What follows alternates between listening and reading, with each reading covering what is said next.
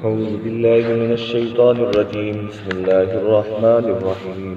واعلموا أنما غنمتم من شيء فأن لله خمسه وللرسول ولذي القربى واليتامى والمساكين وابن السبيل۔ آج 10واں روزہ ہے تو 10ویں پارے کا مختصر خلاصہ بیان کیا۔ یہاں پہلی آیت کے اندر یہ فرمایا گیا جب ایمان والے مسلمانوں کے کافروں کے ساتھ غلبے کے مقابلے کے اندر جو مال غنیمت ملتا ہے پھر اس کو 4 حصے مجاہدین میں تقسیم کیے جائیں گے اور 5واں حصہ اللہ اور اس کے رسول کے لیے ہوگا کہ وہ قریبی رشتہ داروں کو رسول عطا کریں، یتیموں کو دیں، مسکینوں کو دیں، مسافروں کو دیں۔ اور آگے اسی آیت کے اندر اسی پارے کے اندر فرمایا گیا ایمان والو جب تمہارا کافروں کے ساتھ مقابلہ ہو جائے تو پھر ثابت قدم رہو اور اللہ کا ذکر کرتے رہو، یعنی جنگ کے اندر بھی اللہ کا ذکر ہی کرتے رہنا چاہیے۔ اور نہ تم ان لوگوں کی طرح نہ ہو جاؤ جو گھروں سے نکلتے ہیں ریا کے لیے، دکھاوے کے لیے، اور لوگوں کو یعنی دکھاوے کے لیے نکلتے ہیں اور لوگوں کو بھی اللہ کے راستے سے روکتے ہیں، ایسے لوگوں کی طرح نہ ہو جاؤ۔ اور ایک یہ کہ آپس اللہ اور اس کے رسول کی اطاعت کرو اور آپس کے اندر اختلاف نہ کرو ورنہ تمہاری ہوا جاتی رہے گی۔ تو گویا جب ایمان والے جو ہے آپس کے اندر اختلاف ہو جائے تو ان کی یہ شکست کا باعث بنتا ہے، تو آپس کے اندر اختلاف نہیں ہونے چاہیے۔ اور آگے جب منافق لوگ جو ہے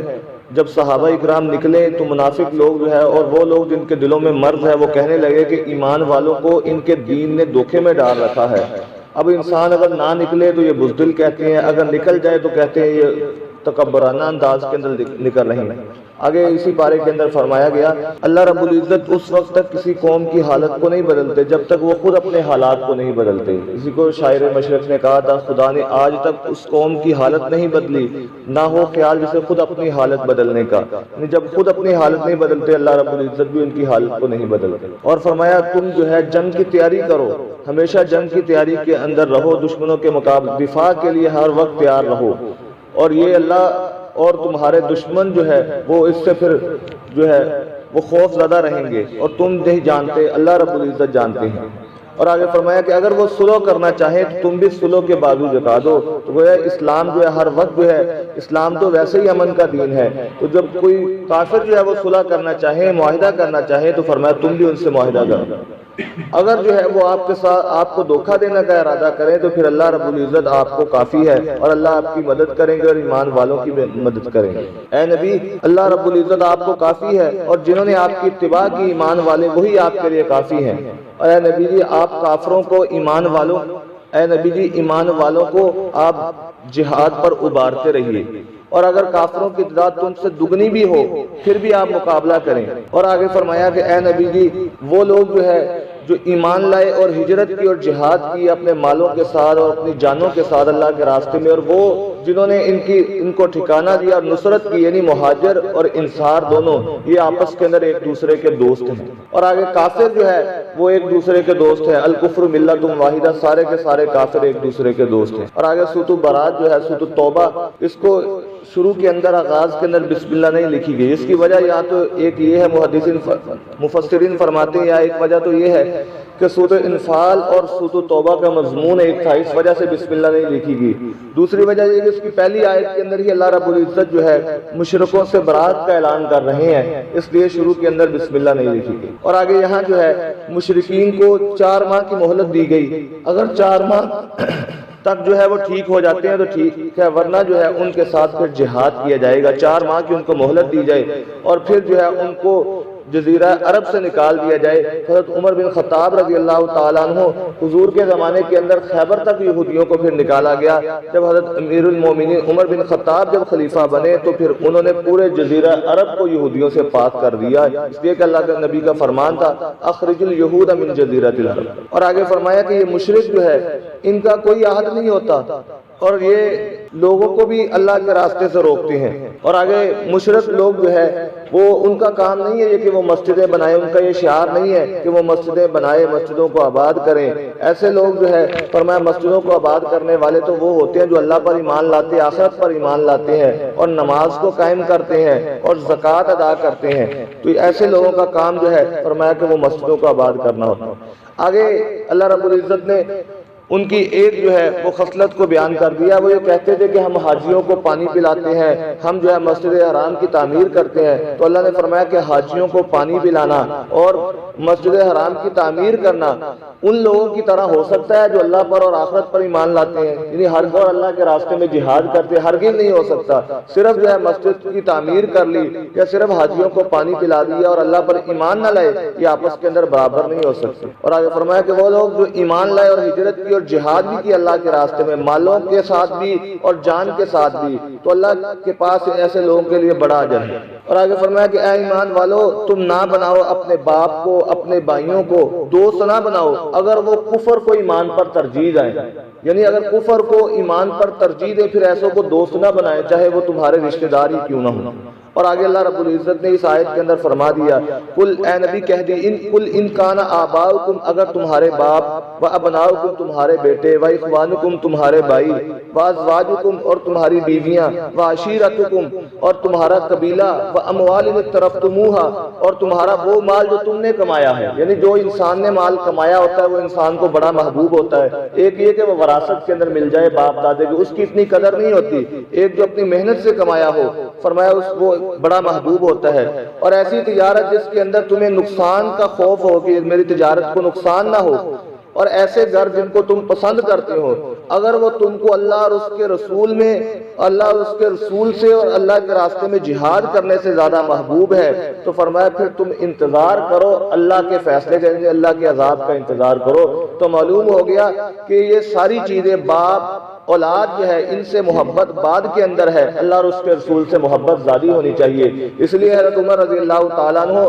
ایک ایک چیز کو سامنے رکھا, اپنے باپ کو بھی کہ اللہ کے محبوب باپ سے زیادہ محبوب ہے, اپنے بیٹے کو بھی کہ اللہ کے محبوب زیادہ محبوب ہے. حضور کے پاس آئے اور آ کر کہنے لگے, یا رسول اللہ میں نے دیکھا کہ آپ مجھے سب سے زیادہ محبوب ہیں, لیکن جان سے زیادہ کیسے محبوب ہو سکتے ہیں؟ تو اللہ کے محبوب نے حضرت عمر کے سینے پر ہاتھ رکھا, فرمایا کہ اے عمر, اگر میں تجھے تمہاری جان سے بھی زیادہ محبوب نہیں, تمہارا ایمان کامل نہیں ہے. پھر عمر نے نیچے سر جھکایا, پھر کہا یا رسول اللہ آپ مجھے اپنی جان سے بھی زیادہ محبوب ہے. فرمایا اے عمر اب تیرا ایمان کامل ہو گیا. اور حدیث مبارکہ میں فرمایا گیا اس وقت تک کوئی انسان کامل مومن نہیں ہو سکتا جب تک جو ہے میں اس کے نزدیک اس کے ماں باپ, اس کی اولاد اور تمام لوگوں سے زیادہ محبوب نہ ہو جاؤں. اور آگے فرمایا کہ یہودی جو کہتے تھے عزیر علیہ السلام اللہ کے بیٹے ہیں, اور اسی طرح عیسائی کہتے تھے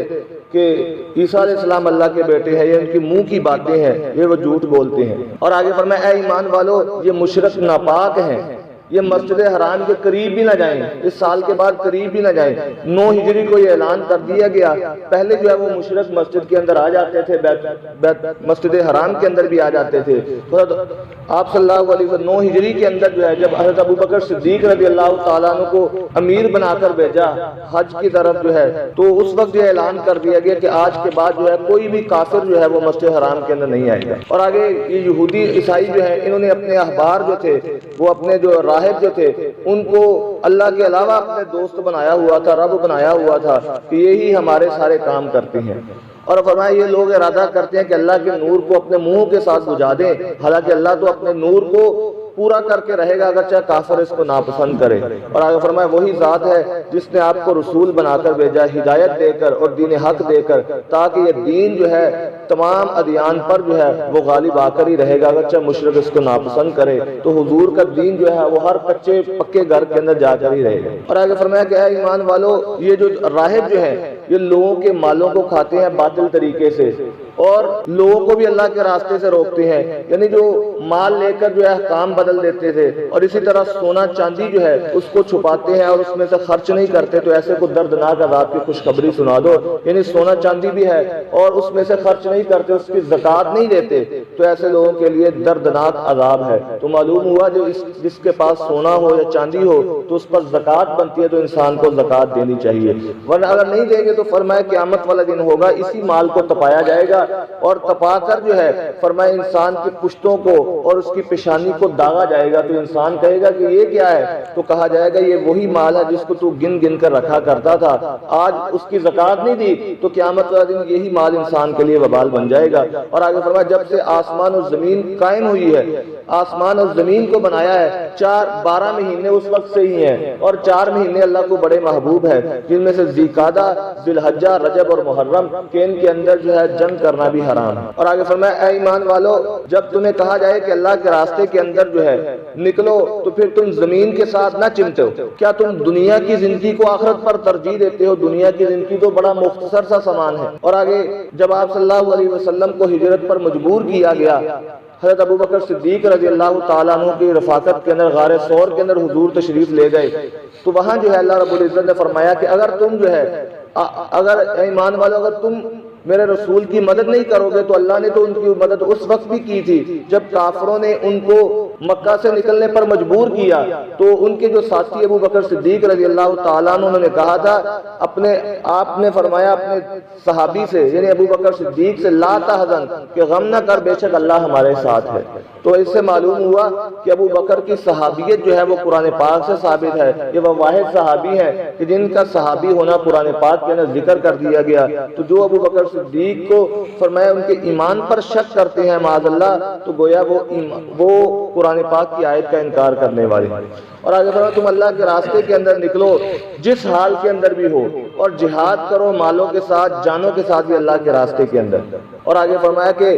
آپ سے وہی لوگ جو ہے یہ اجازت مانگیں گے، جب جہاد کا حکم ہوا تو بعض منافق جو ہے وہ اجازت مانگنے لگے کہ ہمیں تو یہ کام ہے، گھر کے اندر یہ کام ہے، یہ مجبوری بن گئی۔ تو اللہ نے فرما دیا کہ وہی لوگ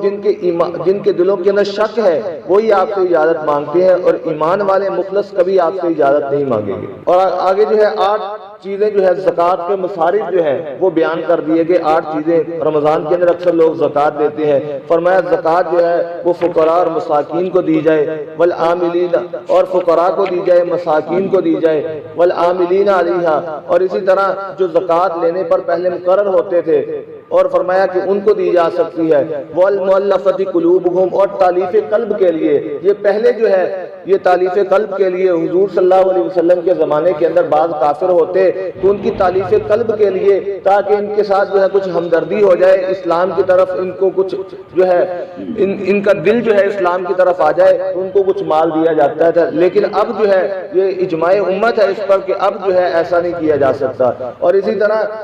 غلام جو ہے اس کو آزاد کرانے کے لیے، اور جس پر قرضہ اس کو، اور ایسا مسافر جو ہے وہ جو اپنے گھر کے اندر نہیں پہنچ سکتا، کسی دور جگہ پر ہے، اس کو بھی زکوٰۃ دی جا سکتی۔ اور آگے فرمایا کہ منافق مرد اور منافق عورتیں یہ ایک دوسرے کے دوست ہیں، یہ ان کا کام ایک ہی طرح کا ہے کہ لوگوں کو اچھی باتوں سے روکتے ہیں، اور برے کاموں کو، لوگوں کو بری کاموں کو حکم دیتے ہیں، اور اچھے کاموں سے روکتے ہیں۔ اور اللہ رب العزت نے فرمایا کہ منافق مردوں اور منافق عورتوں سے اور کافروں سے جہنم کی آگ کا وعدہ کیا گیا ہے کہ اس کو جہنم دے گا، اور اللہ کی لعنت بھی ان پر ہوگی۔ اور آگے فرمایا ایمان والے مرد اور ایمان والے عورتیں یہ ایک دوسرے کے دوست ہیں، یہ ایک دوسرے کو اچھی بات کا حکم دیتے ہیں اور بری باتوں سے روکتے ہیں، یعنی امر بالمعروف اور نہی عن المنکر کرتے ہیں۔ تو اللہ نے پھر ایمان والے مردوں اور عورتوں سے ایسے باغات کا وعدہ کیا ہے جن کے نیچے نہریں جاری ہوں گی، اور اس کے اندر وہ ہمیشہ ہمیشہ کے لیے رہیں گے۔ اے نبی جی، آپ جو ہے کافروں کے ساتھ جہاد کیجیے اور منافقوں کے ساتھ ان پر سختی کیجیے۔ تو معلوم ہوا جب کافر جو ہے بات نہ مانے، ہر حال کے اندر ایمان والوں کو نقصان پہنچانے، پھر ان کے ساتھ جہاد بھی کیا جائے گا۔ اور آگے فرمایا گیا کہ آپ جو ہے ان کے لیے استغفار کریں یا نہ استغفار کریں، یہ منافق ہیں جنہوں نے نقصان پہنچایا، اگر آپ ان کے لیے 70 مرتبہ بھی استغفار کریں گے پھر بھی اللہ ان کی بخشش نہیں کریں گے۔ اور آگے فرمایا کہ کم جو ہے تم ہنسا کرو، زیادہ رویا کرو۔ اور آگے فرمایا ان لوگوں پر کوئی حرج نہیں ہے جو کمزور ہیں یا اسی طرح مریض ہیں، یا ایسے لوگ جو ہے جو اللہ کے راستے میں جہاد تو کرنا چاہتے ہیں لیکن ان کے پاس جو ہے خرچ کرنے کو کچھ نہیں ہے، یا سواری بھی نہیں ہے، اور وہ بار بار آپ کے پاس آتے ہیں، اور آپ کے پاس بھی کوئی سواری نہیں ہے جس پر آپ ان کو سوار کریں، اور ایسے لوگ جو ہے پھر جب واپس جاتے ہیں تو ان کی آنکھوں سے آنسو جاری ہوتے ہیں۔ فرمایا کہ ایسے مخلص آدمی ہے، ان پر بھی کوئی حرج نہیں ہے